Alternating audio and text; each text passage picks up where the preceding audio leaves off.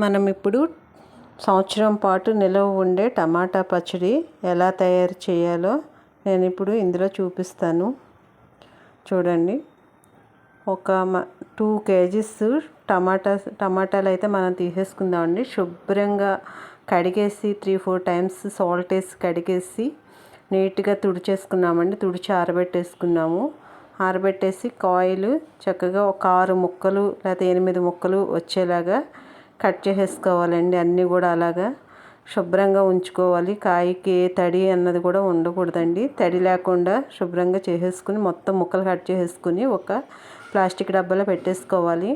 3/4 glass salt అయితే తీసుకున్నాను. చూడండి, సాల్ట్ అయితే 3/4 గ్లాసు వేసేసాను. కొలతలు కరెక్ట్గా వేసుకోవాలండి, పచ్చడి పాడవకుండా. 3/4 గ్లాసు వేసి అందులో ఒక దాంట్లోకి వేసుకుని కలుపుకుని సాల్ట్ అంతా పట్టేలాగా కలుపుకొని ఒక డబ్బాలోకి అయితే స్టోర్ చేసేసుకుంటున్నామండి. మనం ఇప్పుడు ఒక డబ్బాలో స్టోర్ చేసేసుకుని కదుపుకుని అలా మూత పెట్టేసుకోవాలి.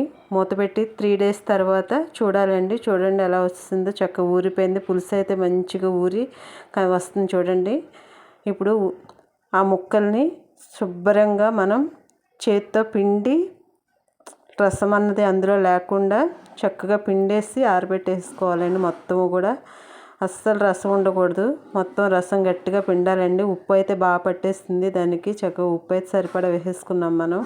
చూడండి, ఎండబెట్టేసాము. 3 days అయితే అయిపోయిందండి. మనము ఇప్పుడు ఇందులో టమాటా జ్యూస్లో ఒక 200 గ్రాముల చింతపండు తీసుకుందామండి. 200 గ్రాముల చింతపండు తీసుకుని అందులో నానబెట్టేసాను.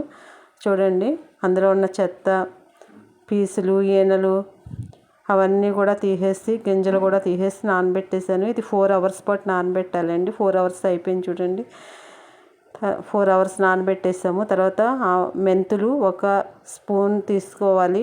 ఆవాలు 2 స్పూన్లు తీసుకోవాలండి. పొడి చేసేసుకుని పెట్టుకున్నామండి. కొన్ని ఎండిపోయినాయండి టమాటాలు కూడా. ఇవి కూడా మిక్సీ పట్టేసుకుందాము. ఇప్పుడు పచ్చాగా మిక్సీ పట్టేసుకుని ఒక గిన్నెలోకి అయితే తీసేసుకున్నాం. ఇప్పుడు చింతపండు కూడా తీసేసుకుని మిక్సీ పట్టేసుకుందామండి. చూడండి, అందులో చక్కగా 4 hours పాటు చింతపండు నానిపోయి ఉంది. ఆ చింతపండు కూడా తీసేసి మిక్సీ పట్టేసుకుందాము. ఏమీ లేకుండా ఏనులు అన్నీ కూడా తీసేయాలి. నీట్గా తీసేసి మిక్సీ పట్టేద్దాం. మిక్సీ పట్టేసి చూడండి, ఇప్పుడు అది కూడా మిక్సీ పట్టేస్తాం. తర్వాత టమాటాలు కూడా పచ్చాగా మిక్సీ పట్టేసుకుని ఉంచాం కదా, అవి కూడా చింతపండులో వేసేసి మిక్సీ పట్టేసి అది కూడా చూడండి ముద్దలాగా తీసేస్తాము. అక్కడ చింతపండు టమాటా 2 కూడా మిక్సీ పట్టేసి ఒక బేసిన్లోకి అయితే తీసేసుకున్నామండి. అందులోకి ఇప్పుడు మనం ఒక పావు కేజీ కారం అయితే పెట్టుకున్నామండి. 2 kgsకి పావు కేజీ కారము మనము పట్టించి పెట్టుకున్నాము. పచ్చికారము బయటది వేస్తే అంత టేస్ట్ ఉండదు. మనం ఓన్గా పట్టించుకుని బయట మిరపకాయలు తీసుకుని చక్కగా పట్టించుకుని పెడితే చక్కగా కలర్ అయితే సూపర్గా ఉంటుందండి. చాలా రుచిగా ఉంటుంది పచ్చడి అయితే, చాలా రుచిగా ఉంటుంది. చూడండి, అందులోనే టమాటా జ్యూస్ అయితే ఉంది కదా, అందులో కలుపుకుంటూ కొంచెం పోసుకుంటూ అది మనం కలుపుకోవాలండి. మొత్తము ఉప్పు, చింతపండు, టమాటా అన్నీ కూడా కలిసేలాగా కలుపుకోవాలండి. తర్వాత మెంతి పొడి, ఆవు పొడి కలిపి మిక్సీ బట్టి పక్కన పెట్టుకున్నాం కదా, ఆ పొడి కూడా చక్కగా వేసేసుకుందామండి. అందులో వేసేసుకుని కలుపుకుందాం. అది కూడా ఫ్లేవర్ అయితే చాలా బాగుంటుంది, టేస్ట్ కూడా బాగుంటుందండి. మెంతి పొడి, ఆవు పొడి వేస్తే పచ్చడి అయితే చాలా టేస్ట్గా చాలా రుచిగా కూడా వస్తుందండి. చూడండి, అది కూడా మొత్తం టమాటాలు కలిసేలాగా కలుపుకోవాలి. ఇది 1 year అయితే నిల్వ ఉంటుందండి పచ్చడి.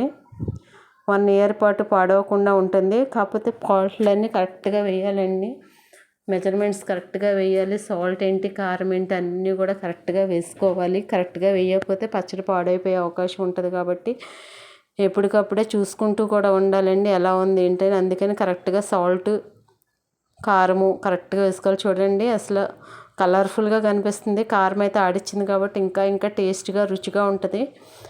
మీరు కూడా ఒకసారి ట్రై చేయండి, ఎలా ఉంటుంది ఏంటని కామెంట్స్లో పెట్టండి. ఎలా చేశానో కామెంట్స్ పెట్టండి, లైక్ చేయండి దాన్ని.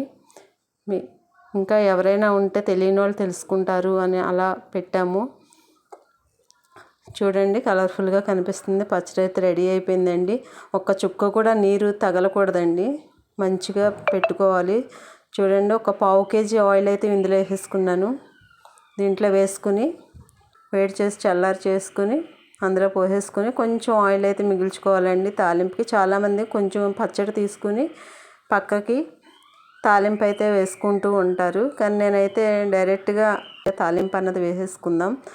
చూడండి, అందులోకి ఒక ఎండుమిర్చి ఒక 5, శనగపప్పు 1 స్పూను, మెంతులు 1 స్పూను, ఆవాలు 1 స్పూను, వెల్లుల్లిపాయలు 20 గబ్బాలు, శనగపప్పు వేస్తాము, ఆవాలు వేస్తాము, మెంతులు కూడా వేస్తాము. వేసేసి వెల్లుల్లిపాయలు కూడా వేసేసామండి. తర్వాత ఎండుమిర్చి వేసేసాం, కరివేపాకు కూడా వేసేసాము. అన్నీ కూడా వేసేసుకుని శుభ్రంగా వేగనివ్వాలండి. తాలింపు మంచిగా దోరగా మాడకుండా వేపాలి.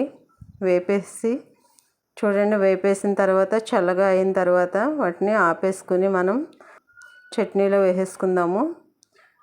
చూడండి, అబ్బా చాలా కలర్ఫుల్గా కనిపిస్తుంది. పచ్చడి అయితే సూపర్గా వచ్చిందండి. టేస్ట్ అయితే అదిరిపోతుంది. నేనైతే టేస్ట్ చూసేసాను.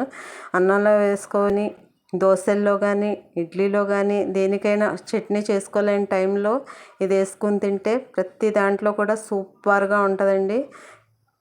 చూడండి, అలాగా మొత్తము కూడా తాలింపు కలిసేలాగా కలిపేసుకోవాలండి. కొంచెం ఆయిల్ ఏమైనా తక్కువైనా కూడా కొంచెం వేడి చేసి చల్లార్చుకుని కలుపుకోవచ్చు. నాకైతే సరిపోతుందని నేను అనుకుంటున్నాను. తర్వాత ప్లాస్టిక్ బౌల్ తీసుకుని ఆ బౌల్లోకి మొత్తము కూడా పచ్చడిని పెట్టేసుకోవాలండి. పెట్టేసుకొని బయట స్టోర్ చేసుకోవచ్చు. బయటైనా పెట్టేసుకోవచ్చు, ఫ్రిడ్జ్లో అయినా పెట్టుకోవచ్చు. ఇదైతే 1 ఇయర్ పాటు నిల్వ ఉండే పచ్చడి అండి ఇది. మీరు కూడా ట్రై చేసి చూడండి. మీకు నచ్చినట్లయితే ఈ పచ్చడిని లైక్ చేసి, షేర్ చేసి, సబ్స్క్రైబ్ చేయండి ఫ్రెండ్స్. కామెంట్స్లో కూడా పెట్టండి ఎలా ఉన్నది అనేది.